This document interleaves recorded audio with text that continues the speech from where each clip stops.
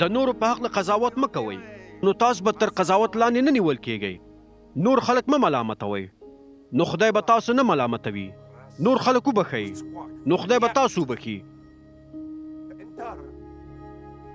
نور ته څه شی ورکړئ، نو تاسو ته به هم درکړل شي. تاسو ته به په ډکې پیمانې په زور ځای شوي او تر خولې پورې ډکه ستاسو په لمنه کې واچول شي. ځکه په هره پیمانه چې تاسو یې نورو ته ورکوئ، په هماغه پیمانه به تاسو ته درکول کیږي. نو عیسی هغوی ته دا مثال ووایو: آیا یو ړوند بل ړوند ته لاره ښودلی شي؟ آیا دواړه به په کنده کې ونه غورځېږي؟ شاګرد د خپل استاد څخه لوی نه دی، خو کله چې یو شاګرد خپلې زده کړې پوره کړي، نو د خپل استاد په شان به شي.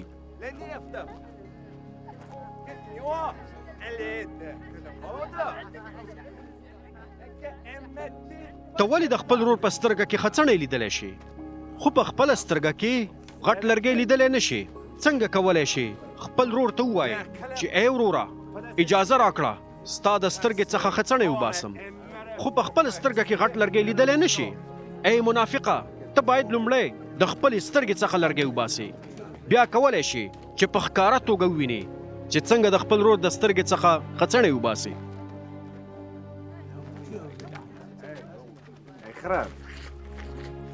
ښه ونه خرابه میوه نه نیسي، او نه به خرابه ونه ښه میوه ونیسي. هره ونه د خپلې میوې څخه پیژندل کیږي. د اغزو د بوټو څخه انځر او د ځنګلي بوټي څخه انګور نشي راټولولی. ښه سړی د خپل زړه د ښې خزانې څخه ښه شیان راوباسي، او بد سړی د خپل زړه د بدې خزانې څخه بد شیان راوباسي. ځکه کومې خبرې چې په زړه کې وي هغه په خوله راوځي.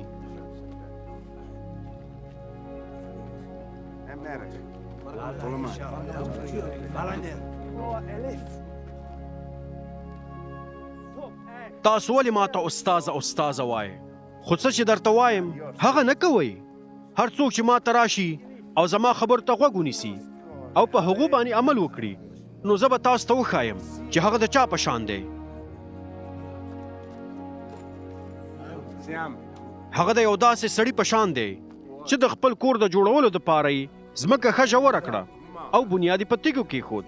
کله چې سیلاب راغی او په هغه کور ورغی، خو هغه یې له ځای ونه شو خوځولی، ځکه چې هغه یې کلک جوړ کړی. خو څوک چې زما خبرې اوري او عمل ورباندې نه کوي، نو هغه د هغه سړي په شان دی چې خپل کور یې داسې جوړ کړی و چې تاداب یې نه و. کله چې په هغه کور باندې سیلاب راغی، نو هغه سمدلاسه راولید او بیخي وران شو.